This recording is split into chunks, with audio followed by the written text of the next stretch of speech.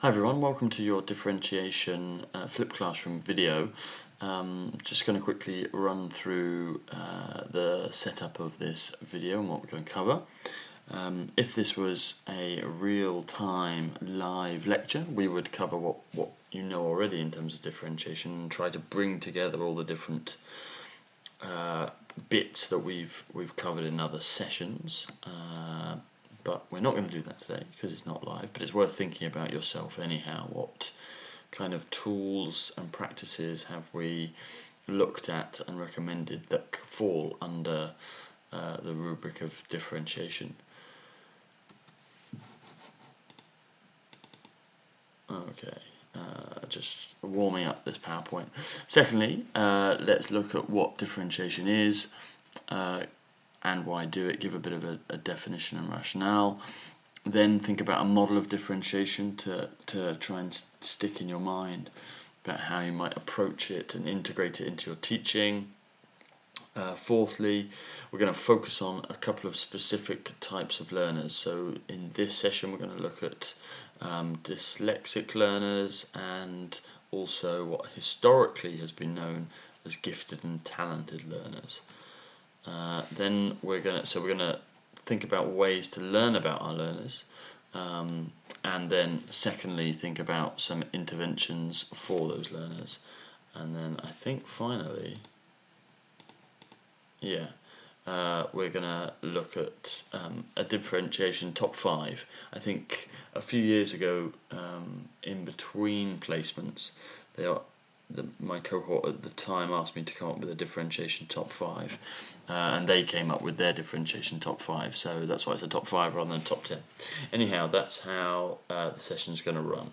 Okay, let's try and close that. Okay,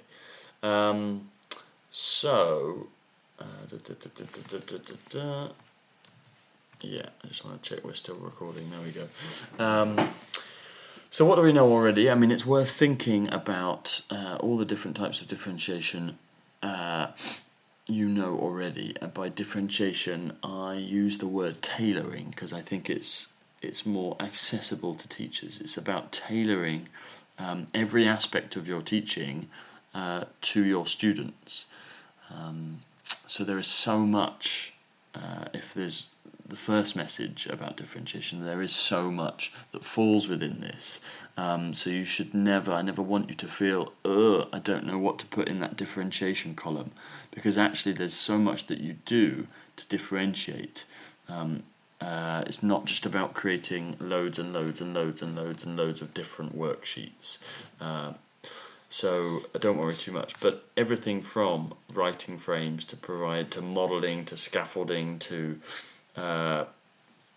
giving images along with instructions, breaking down instructions into different colours, focusing students so they know where to look on a PowerPoint screen. All of these things are tailoring your teaching to the needs of your learners. They are all differentiation as a result. So essentially you know a lot about differentiation already, I promise you.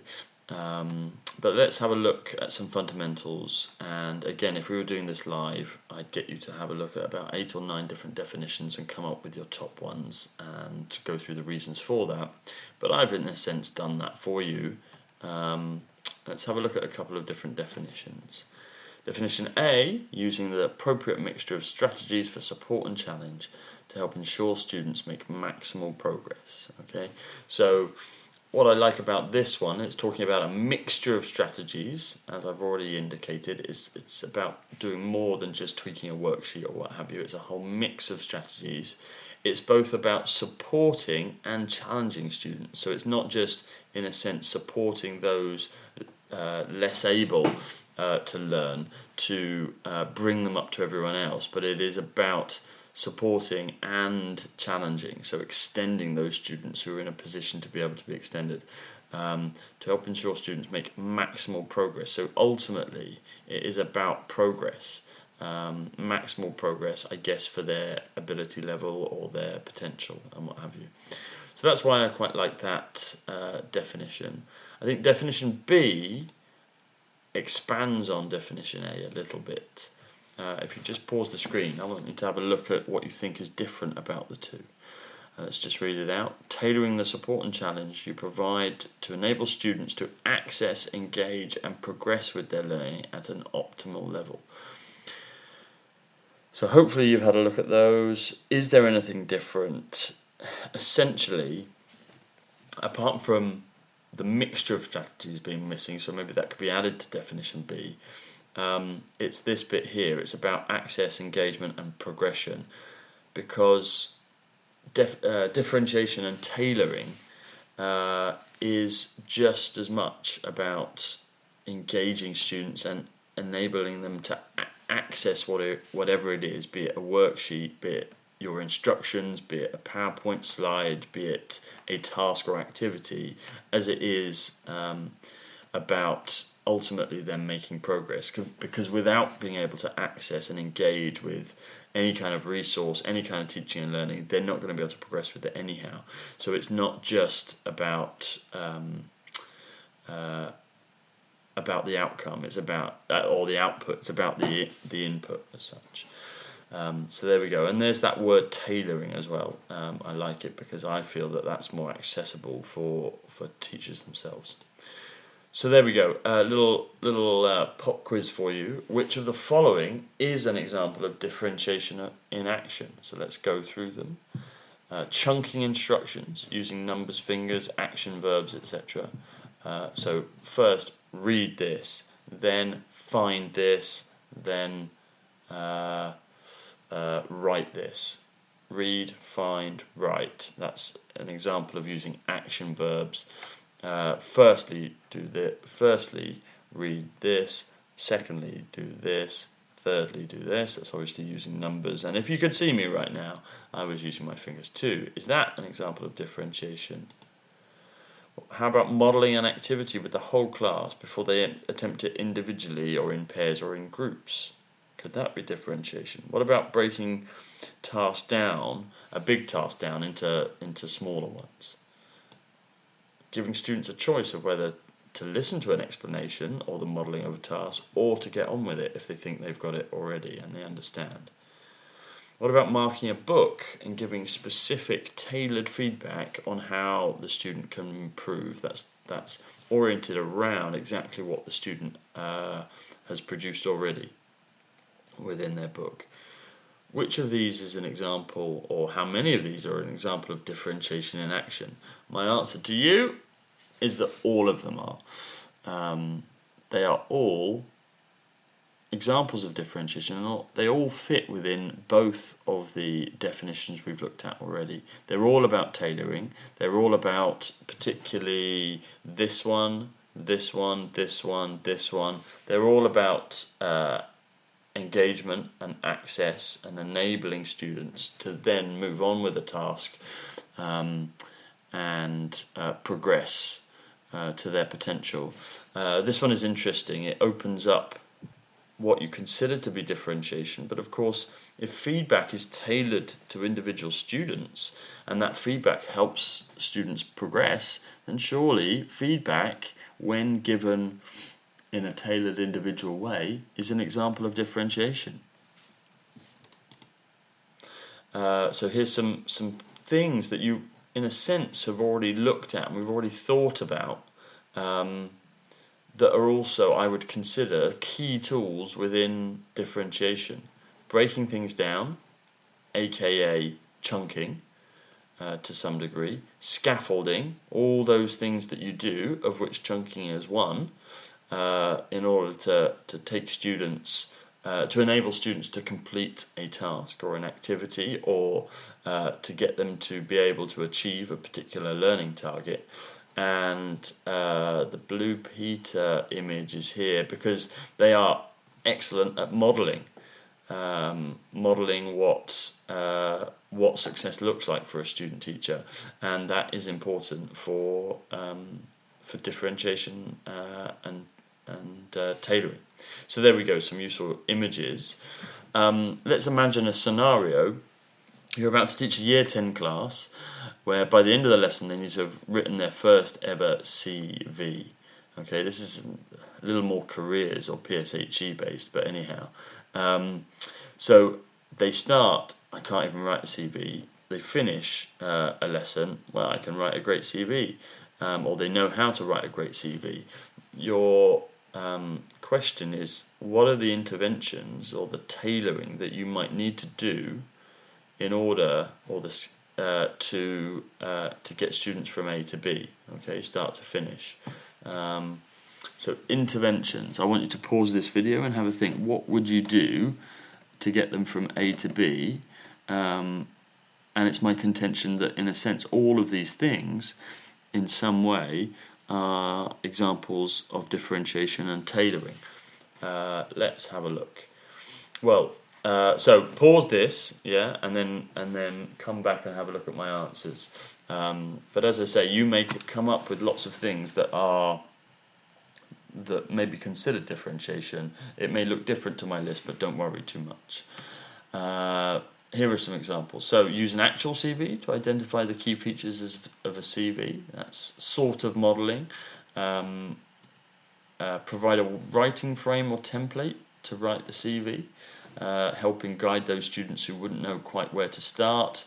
So they know that they might have a little profile at the beginning underneath their name, then they might have a little section for their education. You might have written in GCSEs, A-levels and what have you, other qualifications, a work experience section with job title, key skills developed, etc., key responsibilities. Modeling the writing of example sections of a CV for a fictional student. So you might take the whole class through, okay, we've got this student, they need to write a CV. How can we write a little profile for them? Okay, what are identify their key qualifications, their key A-levels. If they've got any predicted grades, you put that in there, etc., etc. They've done a job here and they've worked in this clothing shop. They've worked as a paper. Do they do paper rounds anymore? I'm not sure. Anyway, blah blah blah blah blah. So that's an example of differentiation, a nice intervention. Allowing students to choose whether or not to follow a template, giving them the choice. I think that would allow some people a little more creative freedom, and as we'll see later on, choice is a big element of an independent work, and learning is a big element of how you support more able students. Get a group of students to use success criteria to assess other student CVs and give feedback on how they can improve. Now, in a sense, there's a range of things going on here. There is the targeted, tailored feedback on how they can improve. So that is tailored, differentiated feedback, okay, given to students. But also you've got a group of students assessing, okay, which is higher level learning, higher ability, cognitive skills, other student CVs. So you are, by doing this, differentiating in two ways. You've got a group of student experts who might be a group of more able students assessing others, and then themselves they are differentiating and giving tailored feedback to those other students. So that's a neat example that you might use. And maybe, simply stated, you might have instructions for a class on a board or PowerPoint, as well as just giving those instructions verbally, so that they can, if a student gets lost, comes in late, is less able to follow verbal instruction, is able to follow those instructions and at least refer back to them. And maybe these instructions are presented with colour and maybe some images as well. So actually these responses are an example of some instructions or some PowerPoint bullet points that aren't actually well differentiated or tailored. What I usually do, as you've probably noticed, let's find an example here, is I usually switch between colours, because it does make it much easier for students to, anyone really, to read the different and actually distinguish between the different bullet points. Whereas all this, seen and it's much harder to scan through it, much harder to pick out points and what have you. So that's just a very simple way to differentiate anything on a PowerPoint, if you've got a bulleted list, is to go with different colours and experiment with what colours work with what colours on a white background or different backgrounds. I'd recommend you never use what was it, black on red or red on black? I can't remember, but experiment with that. So some conclusions for us for our opening salvo in terms of differentiation. Well, first of all, I would say because it is so all-encompassing and it does involve a lot of our teaching practice, differentiation can't be some kind of thing that you arrive at once you've already planned the lesson. It's embedded within your lesson planning because you're thinking, how can I enable students to access, engage, and progress with their learning optimally. So it's not just something, oh, quickly, I've got to differentiate that worksheet. Well, that may be part of your strategy, and creating a tailored worksheet for a certain group of students, that it would not just be limited to that. It would be in the instructions you would give, it would be in the modelling that you give, it would be running throughout everything you do. It's then in the choices that you make in terms of the support that you give to students when they're on task. Who do you go to first? Who do you go to second? Who do you check that they understand? After you've given instruction to a whole class, who is it you're checking that understands? And if they understand, therefore you pretty much have a good idea that the rest of the class understands. So it's not an add-on. It permeates all your teaching and learning decisions, as I've given examples of. I quite like this statement. It has to be about providing high-value learning for all, not just some, or we risk treating many as average or anonymous. So this is the contention that actually, I mean, you can see differentiation as something, as I said sort of earlier, a lot of people think differentiation is just supporting those lesser able students. I added earlier that actually it is just as much about stretching those more able students, but actually if you're to realise draw a conclusion from what I've been saying already, it is about tailoring and enabling all students to access, engage, and progress with a curriculum, with some teaching, with some learning. So it is about supporting all students and not just having this sort of missing middle, unsupported at all. You would obviously engaging, giving engaging PowerPoints that use lots of colour and use images, chunking your instructions, modelling things isn't just going to help the lesser able, it's going to help the middle as well. And here's a nice little quote. Really frustratingly, this is from one of the references at the back, but somewhere along the line I lost who actually gave this quote, so sorry about that. Differentiation is not a way of helping slow learners or disaffected pupils, nor is it about stretching the clever child. Differentiation is about all children because all children are different. Really like that. So as I've said, it's not about creating 25 different worksheets, but because it is all encompassing and a lot of the teaching that you do will fall under the definitions that we're using of differentiation, there's lots to write in that differentiation column. Okay, so basically, if you're teaching well, you are differentiating, you are tailoring, you are making it accessible, engaging, and allowing students to progress. The rest of this session will go through and give you examples, essentially, of how to do it. If you want to pause the video now, think of 3 things you've done in the classroom that you now think might fall under the heading of differentiation. I'm not sure about that second question, but anyhow, this is obviously these are activities which I would have done had we been doing this element live right now. Right, let's have a look then, thinking about why do it. We've thought about why do it and what it is, definition and rationale. What does it look like then a model to guide and improve your teaching. This is hilariously, well, maybe not that hilariously, look at me trying to copyright this. Anyhow, I had to think about differentiation. I think it is very much like a cycle, something that you perpetually do as you teach. And it links in a sense to our 3 questions about teaching. Where are students at, where are they going, how they get there.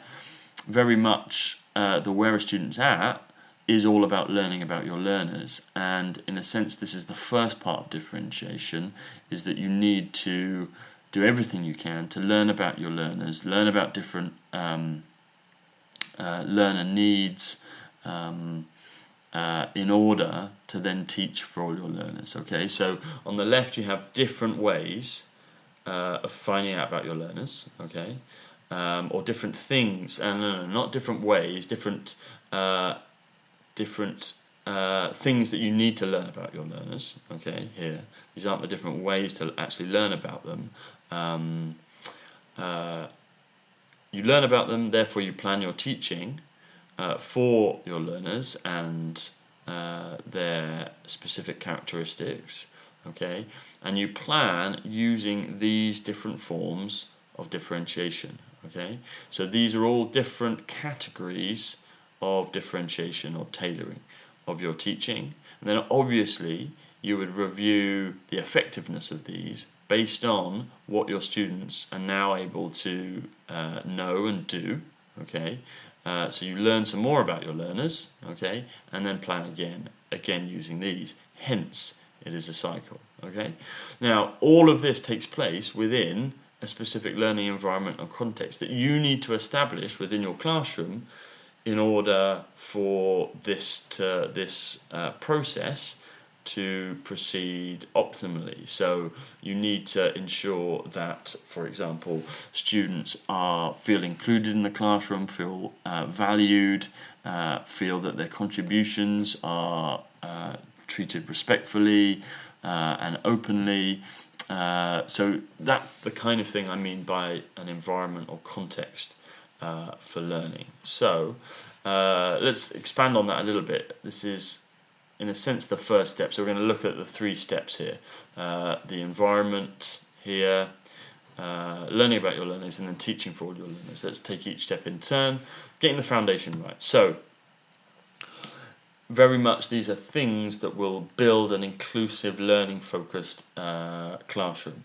So value thinking over memorization, and perhaps in that it isn't about if a student gets the wrong answer, it's not just saying no. It's about, okay, how did you come up with that answer? Value the thinking that they were doing another student may have recalled the right answer but not know why it's the right answer. So somebody with the wrong answer might have done more valuable thinking than someone with the wrong. So you need to unpick thinking at all times, not just think about praise for rote memory work. The key to maximizing strength and minimizing weaknesses: emotional strength and confidence, says McKay. So it is about building students' emotional resilience to coping with setbacks in learning, with not being able to do such particular tasks, about being stuck in that what is commonly called the pit, where you're not sure how to do something, but it's okay with the feeling that you have when you're not sure how to do something. Dealing with that apprehension and equipping students with the resilience to be able to keep trying and not just say, I can't do it. It's not about I can't do it, it's about maybe I can't do it yet. Okay, so that word yet is important. You want an environment which is as emotionally protected as it is intellectually stimulating. So that's talking about the kind of growth mindsets classroom, which focuses on, in a similar sense to the example I gave before, building their resilience and building a classroom which in which all students feel respected for their contributions and for their efforts in attempting to learn. It is about use of praise, balancing rewarding and praising final product and effort. And what that means, Jess Burney was a former colleague of mine who ran the dyslexia support unit at my at Deptford Green School before going on to work in a wider sense for Lewisham Borough. It is about thinking about what you're praising. Are you praising just the final product? Are you praising the effort applied to? Are you praising or assessing also the thinking and the work that was put into attempting to create the final product? And also it links in to next week's work. We're going to look at assessment next week because it fits in, I think, a little better with looking at the GCSE, and also so as to not overwhelm you this week. You also have to think about assessment here and comparing. Do you foster a classroom which is very much about comparing students and students' abilities and work, and as such you would pretty much always have more able students come out top? Or is it about students, and we have covered this slightly, is it about students comparing themselves with their own personal bests and seeing progress that way? Because if you do that, then surely everyone is potentially able to get a gold medal no matter what their starting point is. If they have beaten their personal best, then surely why not give everyone that gold medal as such? So again, it's a kind of thing that would build an inclusive, positive environment for learning, where no one, you will come across this notion, no one retires hurt, just thinks, actually, this subject isn't for me, this isn't for me because I'm not succeeding. If success is always judged in a normative way, that's in where you judge people against others rather than themselves and their own personal best, they could just conclude that this isn't for me, I can't do this, and you want to guard against creating that kind of atmosphere or environment. Now, a lot of this links to Carol Dweck's growth mindsets. If you click on the link, there's a nice summary. Let's see if we can go in to a YouTube video. Yep. There's a nice TED talk from Carol Dweck. We don't have time to go through it now, it's 10 minutes long, but this is Carol Dweck, who is, let's just give you a bit of an introduction. Abilities could be developed. Oh, hold on, They hold had on, what hold I on. call... I've clearly started watching. Okay, here we go. Let's watch a bit of it.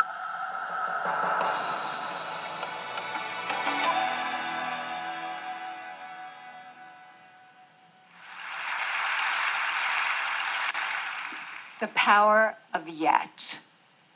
I heard about a high school in Chicago where students had to pass a certain number of courses to graduate, and if they didn't pass a course, they got the grade not yet. And I thought that was fantastic, because if you get a failing grade, you think, I'm nothing, I'm nowhere. But if you get the grade not yet, you understand that you're on a learning curve. It gives you a path into the future. Not yet also gave me insight into a critical event early in my career, a real turning point. I wanted to see how children coped with challenge and difficulty. So I gave 10-year-olds problems that were slightly too hard for them. Some of them reacted in a shockingly positive way. They said things like, I love a challenge, or, I was hoping this would be informative. They understood that their abilities could be developed. They had what I call a growth mindset. But other students felt it was tragic, catastrophic. From their more fixed mindset perspective, their intelligence had been up for judgment, and they failed.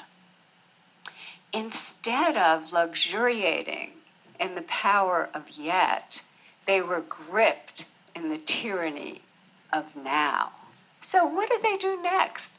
I'll tell you what they do next.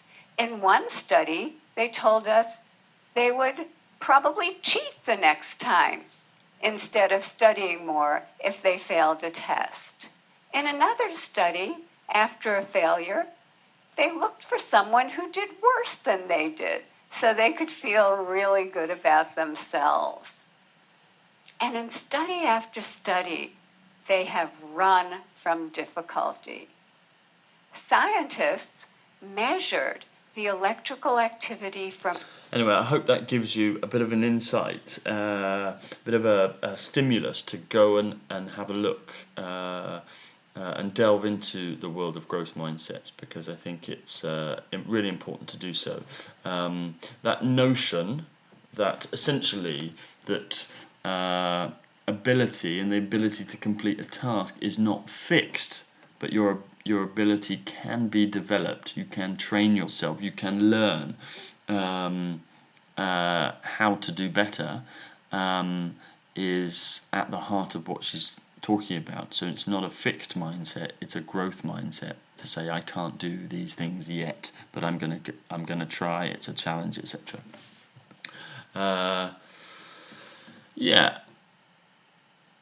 Also, it is the environment for learning is important. What else is important is acknowledging and embracing young people and their talents. So every single person in your classroom will have significant talents, and even if from the outside it looks as if they are struggling with particular learning challenges, every individual will have talents, and surely it's our job as teachers, a part of our job is to find out and embrace those talents and ensure that in some way their talents are able to come to the fore and be shared. And that is a big part about knowing where students are at. It links back to obviously behaviour for learning and knowing and respecting students, treating them as real individuals and what have you. So that's another core part of getting the foundation right. So there we go. Oh dear. Okay. Well, the second step, going back to our model. Actually, let's go back. So once we've established an environment for learning that is inclusive, that is about growing students' minds and abilities, the second thing is that we need to learn about our learners, learning about all these different elements and characteristics of learners. How might you go about doing that? Well, clearly my custom animation has not worked particularly well. There's all kinds of different ways, and in a sense we've already covered these when thinking about how we check where students are at. You could do it through teacher observation, gathering of different data sets, using sims, etc. Actually testing them, testing different parts and different characteristics. Looking at and assessing students' work. You might have a checklist-based way of doing this. Talking with other members of staff, self-assessment schemes, discussions, books and professional resources. So thinking about the pedagogy session that we already ran. That was about thinking about how students learn. This is a key part of knowing about our learners, is about how they learn. But also sessions like this will tell you when we go into dyslexia and looking at more able students. This is a big way. This is a foundation for differentiation. And all the out stuff that you do in lessons, knowing that where students are at, checking that they've learnt things, is informing you so that you can plan future learning for them and tailor where you go next. So this is important. As you can see, we're building links between all the different elements of teaching that we've learnt about so far, and saying that all of these things are key elements of our approach and our strategy for differentiation. So there we go. Now, how could we differentiate? Let's just see. Oh, hold on. My custom animation has gone wrong. Anyhow, so what we've got here is a little task. I want you to try, just press pause on this video and try to work out what type of differentiation each of these descriptions refers to, and come up with a label for it. If you want to, don't look at that, that's so annoying. These are in a sense, these down here, are in a sense the different categories, and I wanted you to, and I hate this custom animation. Don't look here, don't look here, don't look here. Anyway, let's go back. Oh, sorry about that. So these are pretty obvious, okay, pretty obvious. So hopefully you've paused the video. If you haven't, pause it now, match them up, and let's go through them. So obviously, first type, more or less time is given. A label for that I would give as time. Students paired or grouped with those of the same or different abilities. Students given specific roles. You could call that grouping. Okay, giving targeted steps or points for improvement. I would probably call that feedback. Planning for a variety of different but often linked outcomes and targets. I would call that outcome-based differentiation or target-based differentiation. Step questions covering a range of thinking skills. Question-based differentiation. Additional help, instruction, monitoring targets. Support-based differentiation. Students demonstrate their learning in different ways.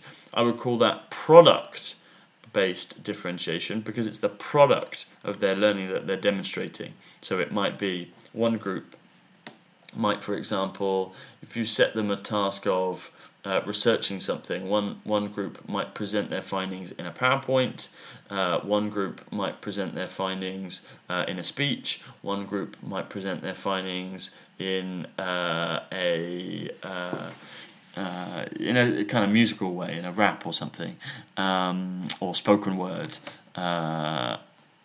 and what have you. So they're demonstrating the same learning, but just in ways that make use, I guess, of their talents and their interests. The type of activity conducted changes. Well, this would be task or activity based. What's annoying is that the other ones aren't coming up, but anyway, we'll figure that out. But hopefully that helps explain the different types and different categories of differentiation there are out there. Okay, let me actually see if I can go into that, and it will be a second. Let's go down. I want to see if I can actually remove. Yeah, I just want to have for all of you, I want you to be able. There we go. Let's put that back up. Let's go back. Yeah, so all of these different types of differentiation are on your radar, so that you feel that you are differentiating all kinds of different ways. And obviously, the amendment of a worksheet, which is often thought of as that is differentiation. Yes, it is, but it's only one form. It might come down here if you're actually changing the task, or it might come here in terms of support. Okay, so that's only one form of differentiation, and there's so much more. And I want you to start filling in this column, your differentiation column, with these different types of differentiation, but not just the single words. You need to be filling out with exactly what you're doing. Okay, so I'm going to give more time for these specific students. I'm going to ask this question to this student and this student. I'm going to, as soon as they're on task, I'm going to support this group more. I'm going to give them the choice of whether or not to listen to my instruction phase or my modelling phase or move on. Okay, or maybe you give the instructions together, then the modelling is based on who wants to listen while other students get on quietly. So all of that stuff would come within differentiation. You have a generic task here that you're detailing, yeah, but then you put the specifics about how you're going to tailor that to your class in here. Okay, so there we go. We've thought about our model, we've thought about what differentiation is, and in a sense, you should all the way through this video have been thinking about what you know already and how to do it. Hopefully, you're reassured that actually quite a lot of your practice is differentiation, is tailoring. So the next step really is to start thinking about that second phase. How do you learn about your learners? And I'm going to help you with that. We're going to use a couple of case studies and then delve into what the particular learning need might be, and so on. Now, actually, we're going to look at three different types. We're going to look at dyslexia, we're going to look at autism with elements of Asperger's syndrome, and we're going to look at more able students. So we're going to start with some case studies. Here's a case study of a student called Matilda. She's a typically bright student, always struggled with reading, writing and listening.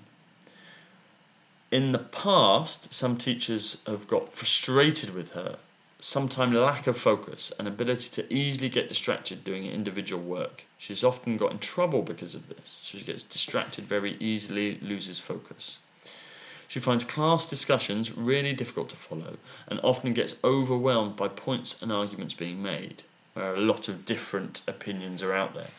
She has difficulty keeping track of those.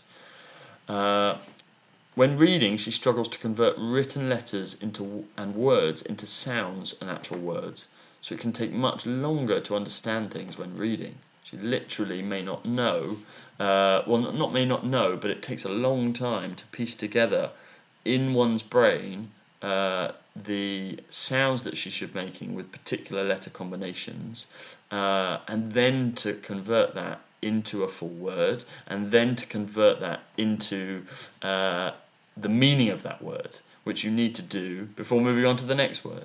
So she struggles with that. In a recent lesson, she was taught about different learning styles, or learning style preferences, as I would say, and she considers herself to be more of a visual learner. But anyway, there we go. So that's Matilda. Now, Matilda, you probably can guess, has this dyslexia. She has one of the most common learning needs, and we're going to take you through a little bit of what dyslexia is in case you don't know. So the majority of dyslexic children have difficulty with processing language, memory and sequencing, and these are issues and learning issues based in language. They are based in phonological awareness. This is what I've talked about already. So knowing what particular letters and groups of letters and then words sound like, okay, from the page, which is why it takes longer for a dyslexic student to read, because that processing and that phonological awareness isn't there. Okay, that's also why you get a lot of dyslexic students who have problems with spelling, because phonologically they are unsure of what grouping of letters, okay, may produce a particular sound, and it's why they often have a literal approach, or they can have a literal approach to spelling. And as what do I mean by that? In terms of they will spell a word as it sounds rather than as it is spelt. Okay, verbal memory is a second issue. So that's being able to store in one's brain information that is spoken to them, or that so say the class is having a discussion in the room, their ability to store information coming in is more limited. And the third thing is the verbal processing speed. So if one's instructions, or if the speed of a class discussion is too quick, a dyslexic student may have a problem deciphering the words and understanding meanings of groups of words or sentences or phrases, because their verbal processing speed is a little slower. So I hope that introduces you to what dyslexia is. A little example of problems with working memory, in a sense, that's talking about the middle one here. Let's imagine you're adding extra into working memory for a dyslexic student. The addition of more information or more instructions and what have you on top of what's already there can leave. Oh, there we go. Nice bit of custom animation there. Can leave a student, leave a student with not enough space to be able to grasp all of those instructions, and therefore some instructions, the earlier instructions, will fall away. Okay, so you may be left in a situation with a dyslexic student where they may have understood the 3 most recent parts to any given task, but actually they don't know what the first and second instruction was, which means that they could easily get lost when thinking about what to do very next, because they've latched on to the most recent bits of information given to them. Or conversely, the other way round, they may latch on to the first bits and be confused and overwhelmed by the final bits and get lost. So it is about stopping. Was certainly about chunking your instructions, but it's stopping before a student teacher's working memory gets too full up. Okay. Now, this is significant. Dyslexia can occur at any level of intellectual ability, and you can get extremely high achievers with dyslexia. So it is not something that that is necessarily something that you would just associate with lesser able students. And it's really important to reinforce that. So it can occur at any level of intellectual ability. It's not the result of poor motivation, effort, emotional disturbance, sensory impairment, or lack of opportunity, but it may occur alongside any of these. And obviously a dyslexic student is more likely to have problems engaging with school and engaging with learning, certainly if undiagnosed, and these things can result in a lack of effort or poor motivation, or having other social and emotional needs because their learning needs are not being met. So dyslexia is also best thought of as a continuum, not a distinct category, no clear cut-off points. So a continuum of learning need.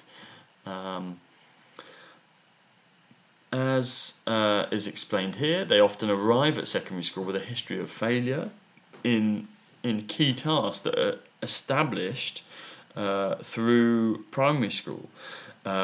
Spelling, numeracy, reading, handwriting. In all of these key areas, a dyslexic student is more likely to struggle, and thus, in terms of their SATs results, may be behind when looking at things normatively, as in compared to their peers, may be relatively speaking behind. Okay, so I hope this gives you a brief introduction into the world of a dyslexic student. Let's think, okay, well, what are the kind of things that are recommended for dyslexic students? Okay, what are the interventions for dyslexic learners? Okay, we could look at. Well, a task might be that I want you to think about is how might you, if we know that I keep saying student teachers, that dyslexic students have issues with working memory and verbal memory, their capacity to retain information and arguments, a bit like Matilda, is limited. How might we go about differentiating a classroom discussion? I want you to pause this video and have a think about how we might do that.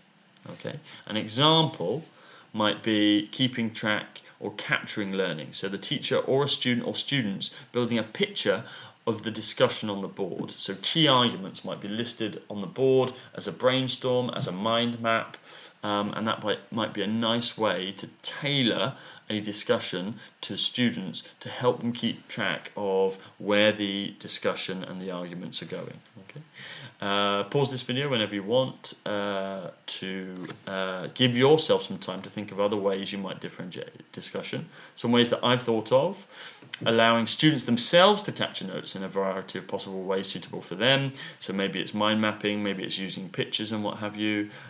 Maybe you've thought about in advance some key arguments. You've got the key arguments on a card sort in front of students, and on those cards you've got words but also pictures which mean those words. So each picture or word combination represents a different argument or a different category of argument, and as they are as other students in the discussion raise those arguments, the students move those together or in order to represent the class discussion. So again, that is enabling a student to move from just their verbal memory, but actually giving them something or visualizing their memory on the table in the form of these cards, therefore enabling them to remember the course of the discussion and the development of argument. It might be just as simple as having key questions on the board or PowerPoint that you're answering to help students stay focused. It might be about having breaks in a discussion for students to review or capture their learning in any kind of way. So after 3 or 4 points have been made, students have a little break to capture that learning. It might be about, for specific students, giving them specific things to listen out for: 3 opinions, 3 different arguments, 3 reasons for this opinion, 3 bits of evidence. Doesn't need to be 3. I'm just using that number arbitrarily in a sense, but it certainly if we think about how students learning and the bandwidth cognitive load theory of Miller, it shouldn't probably be plus or minus at any more than 7. Anyhow, so there we go. So there's some ways that we could look at differentiation. Something as simple as differentiating. Something as simple as discussion. Okay, for a student like Matilda. Now, best practice in the classroom. This actually comes from a presentation given by Jess Burney when she came in a few years ago and did a workshop with my student teachers. First, she talks about multi-sensory methods for teaching and for practicing and learning. Okay, using as many senses as possible at a time to make learning easier: looking, listening, saying, and doing. So that's all about having not just saying something, but enabling students to see what you're saying by having things on a PowerPoint, but also having visual representations of what they need to do through use of images, etc., using different colors and what have you. So hopefully that explains that. This last sentence here: encourage. How can I best learn this? I think this is something underpinning all kind of good practice. Is getting students to think about their own learning, their own ability to learn, and their own where they are in terms of their learning. So how best could I learn this? How can I tackle this problem? How can I make sure that I learn something from this discussion? If I am someone who forgets arguments or gets confused or lost, I should be taking notes or mind mapping. Can you give them some sort of writing frame for that? Blah, blah, blah, blah, blah. Okay. Jess Burney says, yes, it's very much about thinking about different learning style preferences, the VAK model. There are issues with learning styles, and when I get finally round to doing my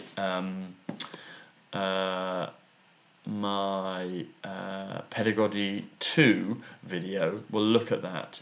But VAC stands for visual, auditory and kinesthetic, and it's just important. Learning styles does have something to offer us as teachers, but it's important not to use any one style at any one time exclusively. So you're using a range of styles, okay? Now, because of their problems with verbal memory, because of their problems with processing speed and with phonological awareness, dyslexic students need time to practice, to repeat, to consolidate, and what have you. So that's, in a sense, time to repeat instructions, consolidation through modelling, so that's in a sense what I call the instruction phase, but also time when on task doing a number of different tasks to reinforce the acquisition of a skill or set of knowledge. In a sense, that's very much happens also in the mix part of limo, so ensuring that there are enough different ways for them to really consolidate and practice something, a new bit of knowledge, a new skill, and what have you, before you then look back and they do an out. Okay, so that may change for students with dyslexic needs. They are known as quick forgetters, so that repetition, consolidation and practice is important. We've talked about resources, but making them bright, memorable, fun, quirky, visual. Obviously writing is going to be a big issue for dyslexic students, so thinking through ways you can scaffold writing tasks is important, rather than setting them out on that essay. It's, well, what can we do? First of all, it's planning, maybe by using post-it notes to group different ideas, putting post-it notes in order to come up with an essay outline, using mind maps, storyboards, writing frames, which we've certainly looked at, opportunity for rehearsal prior to writing, so enabling them to talk through options, to talk through potential plans for their essays and what have you before they actually commit to writing, allowing them use of ICT, perhaps doing paired writing, so you get students working together. One student is the scribe of that partnership, and maybe the scribe is not the student with this dyslexia. Access to key words, vocabulary and what have you. Okay. Now there are all kinds of this is pretty much awful as a PowerPoint slide, and that very much is absolutely an illegal font, these here. But there are all kinds of different ways that students can actually take notes. Okay, so one thing that a dyslexic student will struggle with is taking notes, so provide them with alternative methods here, so using symbols, scribing, having students scribe for them, the association of images, using charts, mind maps, card sorts, etc., word storms, enabling students to present things back orally through role play and what have you, breaking down text to make them more accessible for students. This is a nice slide to come back to when you're thinking, okay, I want students to take notes on this video, or I want students to do this, but this can really help in thinking, okay, for my dyslexic students, what can I do to ensure that they can do this? Okay, is it to provide a mind map during the video, a mind map scaffold? Is it to provide a little card sort? Is it to get them paired with someone else making notes together? Is it that they have a piece of ICT equipment that can help them take notes quickly? Is it that I want them to draw some symbols representing key words or key themes? Do you see what I mean? So come back to this when trying to devise particular strategies for when you want students to note take. This is an example of a dyslexic student.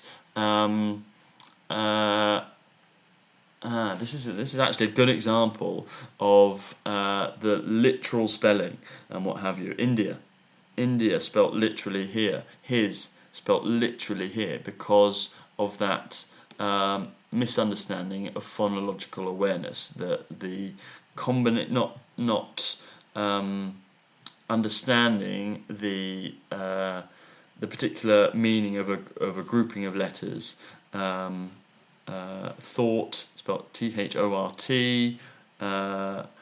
This is very common as well, getting the combination of letters round the wrong way. So fight, spelled figd, and what have you. But anyhow, this was actually, I put it in here to talk about mind mapping and the use of symbols to help locate students or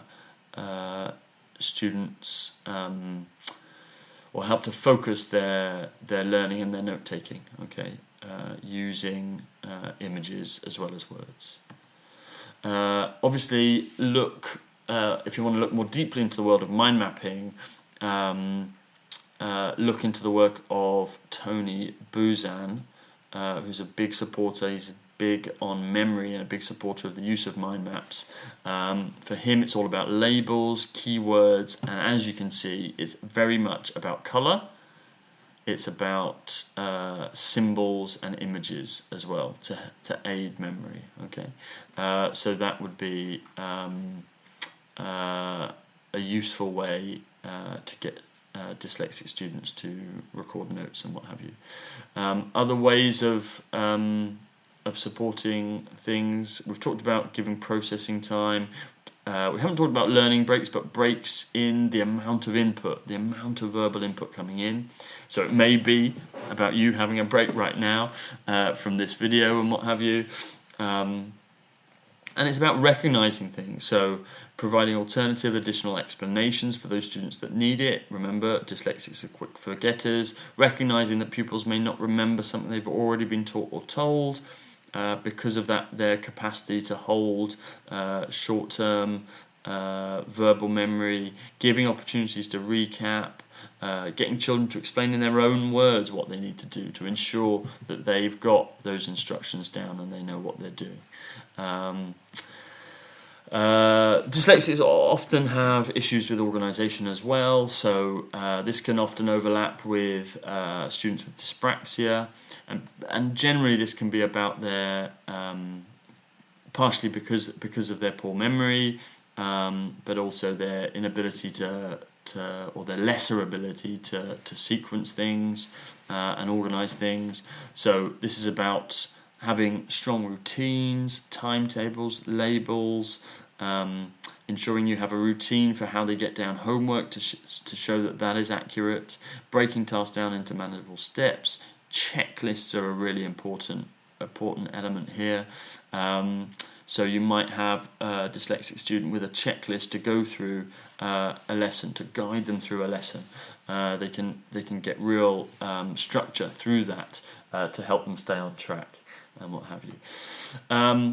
So hopefully, taken together, hopefully that gives you an insight. And let's go back and have a look. So where were we? So that's from Matilda all the way through to slide 34 here.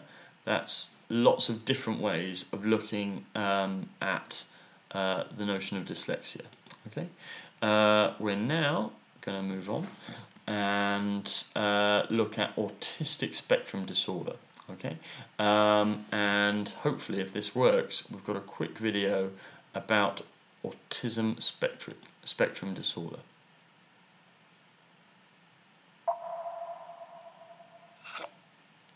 Even though everyone develops at slightly different paces, almost everyone hits the same general developmental milestones and learns the same sets of skills at about the same time, more or less.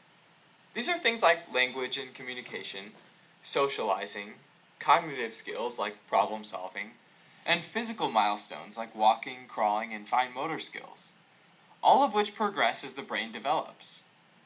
If one of these doesn't develop as scheduled, depending on the severity, it may be described as a type of neurodevelopmental disorder, neuro referring to the brain. Especially when certain skills related to socializing and communicating don't proceed as normally, it can result in isolation, which is where the name autism originated, since auto means self. So autism refers to a condition where somebody might be removed from social interaction and communication, leaving them alone or isolated. Before 2013, the Diagnostic and Statistical Manual for Mental Disorders, the 4th edition, or the DSM-4, described autism as one of several pervasive developmental disorders, which also includes Asperger's syndrome, childhood disintegrative disorder, and those not otherwise specified, or PDD-NOS. Asperger's syndrome was used for children that appeared to have characteristics of autism, like difficulties with social interactions or nonverbal communication, but don't generally have significant delays in language or cognitive development, and therefore Asperger's syndrome was sometimes referred to as a high-functioning form of autism. Childhood disintegrative disorder was used to describe late onset of developmental delays. So these children develop normally for their age, but then they seem to lose the acquired social and communication skills sometime between age 2 and 10. Pervasive developmental disorder, not otherwise specified, is essentially a catch-all category in which patients meet some, but not all features of autism, Asperger's syndrome, or childhood disintegrative disorder. Researchers found, however, that separate diagnosis of these pervasive developmental disorders weren't consistent across different clinics, since they tend to have very similar signs and symptoms. As of 2013, the DSM-5, a new revised edition, removed these terms and replaced them with Autism Spectrum Disorder, or ASD, which encompasses all of the previous pervasive developmental disorders, but uses a scale, or a spectrum, that differentiates based on the severity of two major areas: social communication and interaction deficits, and restrictive or repetitive behavior, interests, and activities. For the social and communication area, there are 4 subcategories that clinicians look for deficits. The first is social reciprocity, which refers to how children respond or reciprocate in social interactions. So like how the behavior of one person influences the other, and vice versa. An example impairment in this area might be referring to being alone and not taking a role in social games. A second area of potential deficit is joint attention, which is the state of wanting to share an interest with someone else. So it's like, hey, check out this awesome thing I found. So an example impairment in this area might be a child not sharing their interests or amusement in an object with their parent. Next, there's nonverbal communication, which refers to difficulties either using nonverbal communication themselves or interpreting nonverbal cues from someone else. So maybe the child won't put their arms out when they want to be picked up, or maybe they won't be able to tell when a parent's upset, even if the parent's frowning and crossing their arms. The last subcategory of communication deficits is in social relationships. So children have trouble developing and maintaining relationships. So maybe the child has a hard time making friends, or they're able to make friends, but their behavior tends to drive the friends away. The other major area is called restrictive and repetitive behaviors. And this category is pretty broad and can include a whole bunch of behaviors, some being more well known or characterized than others, like lining up toys in a ritualistic sort of way, or flapping one's hands, or imitating words or phrases. The child might be fixed on certain routines, like taking the same route every day to school, or they might have restricted patterns of interest, like having a very specific and in-depth knowledge of the Titanic, or vacuum cleaners. Children with autism spectrum disorder might exhibit one or more of these deficits, and vary in how severe the deficit is. With that in mind, it's important to remember that each child with autism spectrum disorder is going to have a different spectrum of symptoms and deficits. Typically, clinicians will try to observe these behaviors in the child, looking for these possible deficits. Since these behaviors are often more well known by the child's caretakers than they are by the clinicians, like their parents or their teachers, a meaningful diagnosis of autism spectrum disorder relies heavily on listening to what others are observing at home or in school. They might be given severity scores in each area, which can help determine how much support the child's going to need. For example, a severity level 1 would indicate the child needs some support. For social communication, they might speak in full sentences and engage in communication, but normal back and forth conversation with others just doesn't seem to work. For repetitive and restrictive behaviors, they might have difficulty switching between activities. On the other side of the spectrum, a level 3 severity means the child needs very substantial support. And on the social communication side, they might display very few words of intelligible speech and rarely initiate an interaction with others. For repetitive behaviors, they might be extremely resistant to change, and their behaviors seriously interfere with their daily life. It's thought that using this scale of symptoms, as opposed to differentiating between pervasive developmental disorders, will help give a more accurate and medically useful way to diagnose individuals. For example, those with what was previously described as Asperger's syndrome would likely fall closer to severity level 1 than severity level 3. Generally speaking, autism spectrum disorder is thought to have a genetic cause, which ultimately affects brain development, specifically areas that affect social and communication behaviors. Which genes or combination of genes that are affected in autism spectrum disorder, though, is still very much a mystery. In addition, there are a bunch of environmental triggers that have to be explored, but at the moment there are no clear risk factors that have been identified. With that said, there is also no cure for autism spectrum disorder, and treatment or management has to be specifically and carefully tailored to each child. And this includes things like specialized education programs and behavior therapy that all seek to maximize quality of life and functional independence. Thanks for watching. No, thank you. So there's what I hope is actually a very, very useful and accessible video about autism spectrum disorder, and explains the more recent move in recent years to move to a spectrum rather than treating things such as autism and Asperger's syndrome as related but separate conditions. Where do we go next? Oh, I'm going to the wrong thing. Okay, so it's also worth. Hold on, let me go back. Here we go. It's also worth. There are lots of resources on autism out there. Most recently, a couple of days ago, the Guardian came up with a short video explaining from a first-person point of view what it might be like to live with autism, and particularly when faced with an overwhelming sensory experience.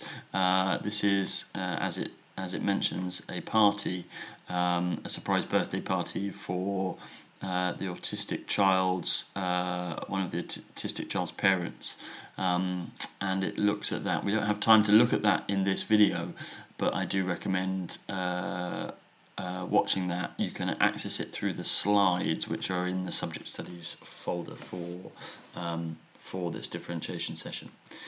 Anyhow, let's have a look at a case study. This is a real life case study. Dami was one of my former students at Deptford Green. He was always seen as a restless child. He got bored easily, finds the pace of many of his classes I think that should be too slow with a TOO. So he switches off. It means he can get in trouble quite a bit. He didn't develop language late, as with many other young people on the autistic spectrum. His major issues focus on social interaction and personal organisation. He finds it difficult to interact with and empathise with others. He doesn't have friends as such, although he does want to have good friends, though this leads him to be easily taken advantage of by some. He's built some good relationships with teachers. He has exceptional citizenship subject knowledge and wants to be a politician. Brackets, he gets a bit obsessive about it at times. His class commonly treat him with scepticism and don't take his contributions seriously, seeing him as divorced from them with his head in the clouds. He does get in trouble with many teachers often, as he gets frustrated with others easily and can let these frustrations boil over. So let's again think about interventions for someone like Dami. Well, actually, first of all, let's think, well, where on autistic spectrum or autism spectrum disorder is he? If we were to go back to the video he'd be much more, probably much more in a level 1, and in the old system he would probably be diagnosed as a high functioning student with aspects of autism, and particular interventions that may work for him. Let's put some up here.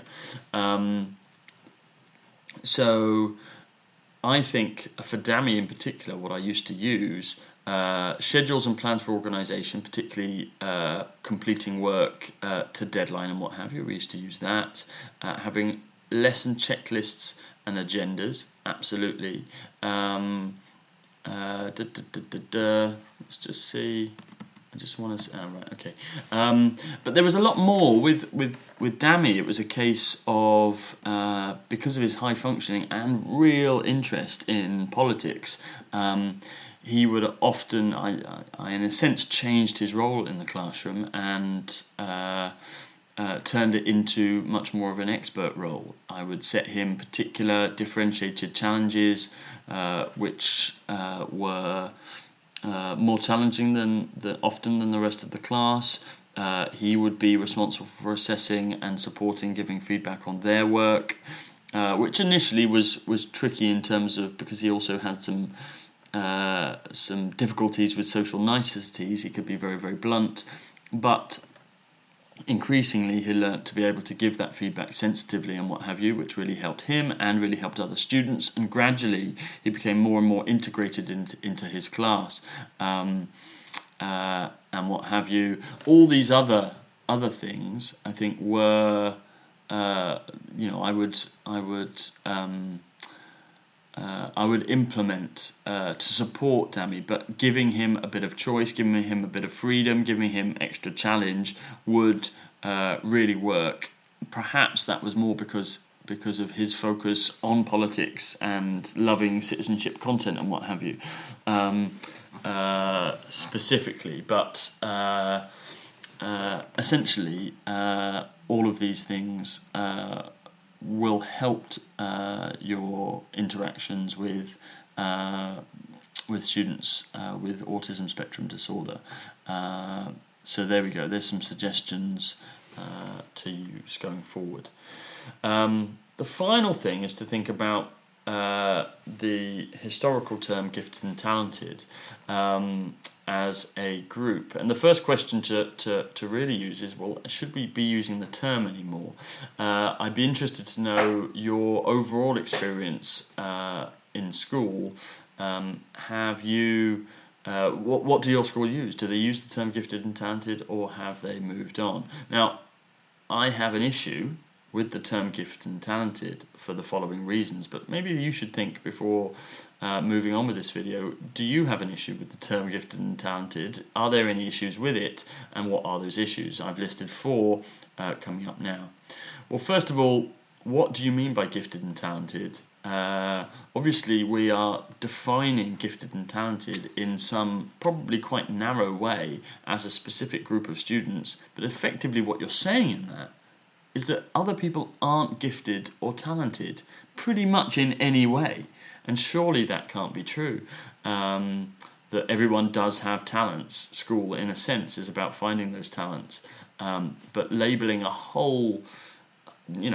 labeling most students as not gifted and talented is extremely problematic in my view. Secondly, it does imply some notion of permanence. That these students have always been or will always be gifted and talented. You can't move up into that gifted and talented group, which seems wrong, particularly if we go back to Carol Dweck's growth mindsets and the notion that ability can be developed and learnt. Then having these set categories is surely wrong.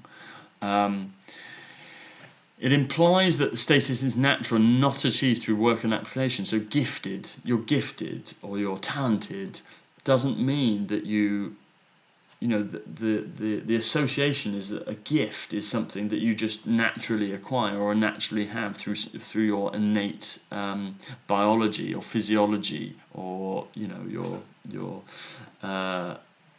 innate given gifts, and I think it implies that you cannot develop these things. You can't become more able and what have you. So that is an issue. And finally, I think there's a big impact on others' self-confidence and esteem if they are not seen as ever in any subject being gifted and talented. What schools did begin to do is begin to have gifted and talented for particular groups, for particular subjects. So you could be gifted and talented in this subject and not in this subject and in this subject, which did, in some senses, dispel some of these issues. But still, the notion of permanence, the notion of it being a natural status, and the impact on others' self-confidence and esteem, I think these are still issues that remained with that use of gifted and talented. I'd be interested to know if your school still uses it. There are many alternatives out there. So ones I've come across: more able learners. This is the National Association for Able Children in Education. They advocate the use of more able learners or able learners. Others talk about accelerated learners, higher ability learners, accelerated learning ability, high aptitude ability, or this one I quite like, higher prior attainers. Yeah, it just means that in the past they've done well. That doesn't mean that they will always do well, but they've achieved well in the past and therefore belong to this group for the moment, and what have you. It's kind of aspirational, that, in a sense. But anyhow, there are some alternatives. Maybe your school has some more alternatives. I'd be very interested to know what they are, because practice is diverse out there. Now, this is interesting. This again is from the National Association of Able Children in Education, or for Able Children in Education, not sure which. Defining ability is complex and evolving. High ability includes all domains of human achievement. Many children are capable of high achievement given the right opportunities. Now, this is important. It's going against that notion that high achievement is a fixed thing, a given thing, something that you're born with. There should be no ceiling on how many children in a school are defined as highly able. So you used to get, maybe you still do get, a certain percentage had to be labelled in every given subject as gifted and talented. But again, the notion of fix and the notion of that you can't move between categories was problematic. And NACE believe that every school should and can provide opportunities for the highly able to flourish and achieve. They go on to talk about characteristics of more able students. Here, I'm not going to spend time, but you can pause the video and have a look at that. What I want to focus on is some interventions for higher ability or more ability, more able students. Now, this is also, there's 9 things here, so it's quite unchunked. I'm sorry about the lack of colour, but time is against us. These are activities that they suggest. So the first one we've looked at already, task and questioning, which involves analysis, synthesis and evaluation, right at the top of Bloom's. And absolutely, tasks which require problem solving, inquiry, critical thinking and research skills. So perhaps more soul-directed learning. We've looked at this as well. Rich task and mastery approaches, effectively deep kind of learning, looking at conceptual understanding. It links back up here to synthesis and evaluation. Okay, task and assessment which encourage metacognition. We looked at that word before, but talking about the learning process. So getting students to reflect on what they are doing well, the learning skills that they apply as they are learning. This one I think is really key. I talked about this before. Task and classroom management, which encourage the use and development of independence and choice, giving students the choice of whether or not they want to listen to and stay with the main group as you model a task, or they think they've got it, they know what to do, okay? Or giving them the option to use a writing frame, or giving them the option to answer a question creatively without the use of that frame. Some other things, encouraging knowledge transfer, bringing in history, to an argument about, you might get some students bringing in our colonial past when thinking about Brexit, for example. We've talked about more advanced conceptually complex content, consideration of big ideas, trends and patterns, use of analogy, which we've talked about before, that was Ozabel, the use of higher order technical and disciplinary discourse, getting students, more able students to think about, in a sense, the workplace and the discourses used in different workplaces. I think would be beneficial. So this is what the National Association for More Able Students in Education, or Able Children in Education, recommend as strategies. Let's contrast that with the ones that I had brainstormed myself. I would suggest so less chunking, moving on quicker for more able students. So in a sense, that does differ from differentiation, from dyslexia, which is about more chunking, repetition, practice, and what have you. So you are going to be faced with a situation where some students are moving on and other students are practicing more. So again, that presents challenges in the classroom, but just realizing it and beginning to tailor your lessons to take account of that is important. Open divergent questioning, so that means a question with a number of possible answers, and that perhaps there isn't a right answer. So that means an open question, there isn't a right answer. Divergent means there's a number of possible responses or answers, versus closed and convergent, there's a single answer. Closed, the answer is no. So the kind of questions you ask in class, okay, the notion of abstract thought, getting more able students thinking through thought experiments. What if they landed on a desert island and had to create? How do they manage decisions? How do they create society? What are the rules, etc.? Those kind of things. Building relevance. This link to the previous slide. The relevance to adult life. Thinking about professional roles, professional discourses. That of a lawyer, that of a politician, that of all kinds of different professions. A newspaper editor, etc., blogger, what have you. Giving more able students teaching or expert or leadership roles in the classroom.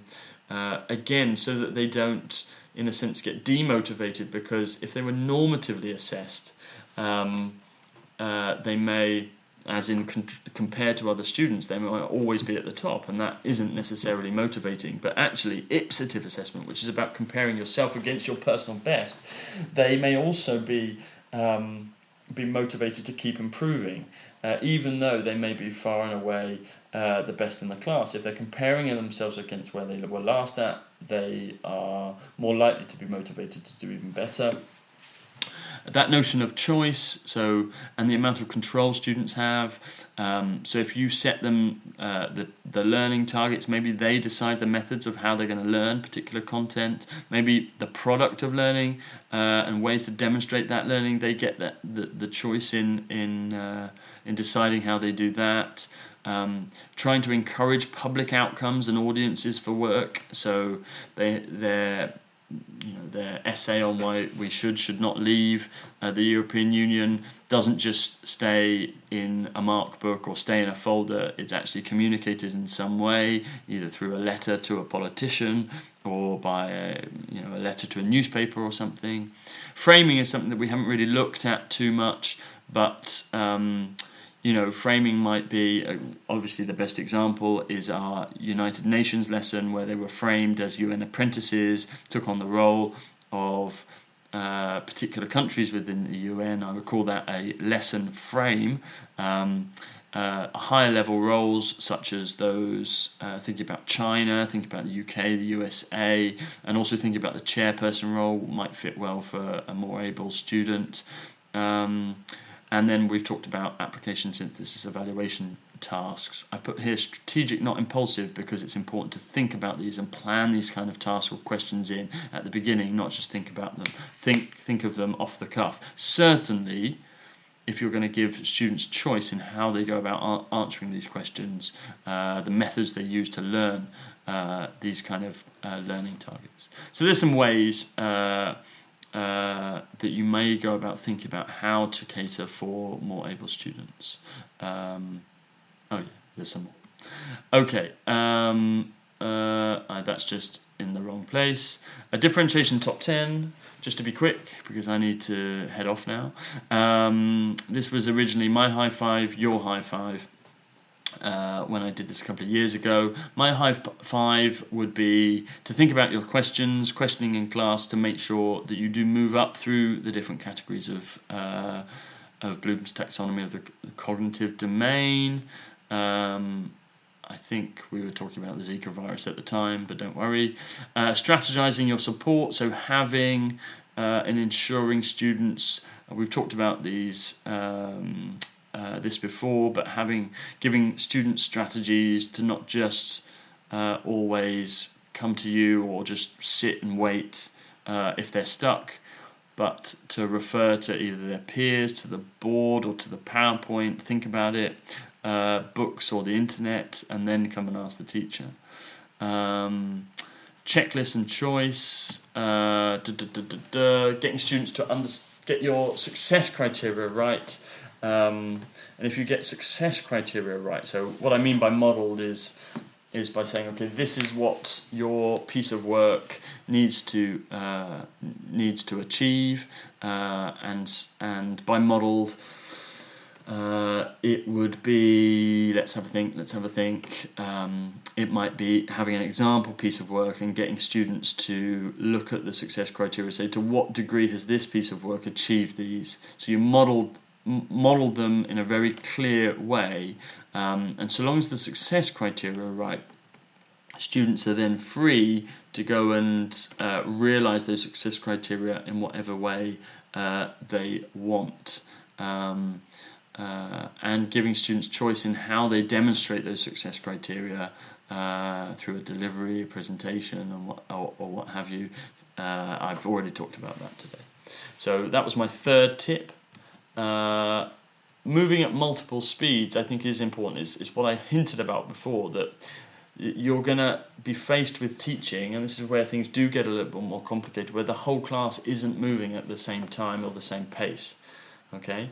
Now, this is something to think about, perhaps more in second placement. But if you can think, okay, is there any opportunity to have more able students performing particular roles which will support lesser able students, then that would be a good example of doing this. The instruction phase, I can't remember what CCM and SAS mean, but allowing some students to move on without perhaps having a model, because they think they know what they need to do, so long as that is checked and they can prove to you that they know what they have to do, I think that is more than fine while you model with the rest of the class, and so long as those students that are moving on don't interrupt. Now, the Teacher's Toolkit has a number of different models of students moving at different speeds. They have something called, this is the book by Paul Guinness, big thick book, on page 33, 34, an activity called Upwardly Mobile, which I suggest you look at. And then actually we've already looked at some fundamentals for more able students. I like this one, number 3. Students select the method of how they achieve particular success criteria or particular learning targets. And the think parkour, as in you've identified where they need to go, but they're the ones that actually work out how they get there, what buildings they leap over, how they move to get to prove they can learn something or do something. Okay, so I like that analogy. So there we go. The final thing I would say is to ask students. Okay, not to be afraid to ask students how they like to be taught. To ask. To get students involved in thinking about how they want to learn effectively. So we have to learn to write a long answer question for the exam. Which teacher or subject shows you how to do this really well? So asking students is a good way of finding out what effective teaching is and how they like to learn and how they like to learn tailored to their abilities and what have you. So there we go. Oosh, there is a list of recommended readings. Some of these are already in a Google Drive. I've moved some of these over. These were used in the preparation of this this presentation. So I really, really hope that, let's just roll back, that we have built on what you know already. We've looked at exactly what differentiation is and why do it. We've looked at that model of teaching. It's about getting the environment right, then it's about learning about your learners, then it's about differentiating in all of those different ways, by time, by target, by support, by feedback, by grouping, by task and activity, by product. That's how students demonstrate their learning. I can't think if there's any more, but all of those different ways need to inform what you write in your lesson plans for differentiation and how you go about it. I think questioning was one other one. Then we've thought about particular learners. We've thought about learners with autism spectrum disorder, particularly Asperger's. We've thought about students with dyslexia, and we've thought about more able students and their needs. Okay. Then we've thought about particular interventions for them, and then I've very briefly and not very well looked at a differentiation top 5 that you might look to implement. There we go, ladies and gentlemen. We are done.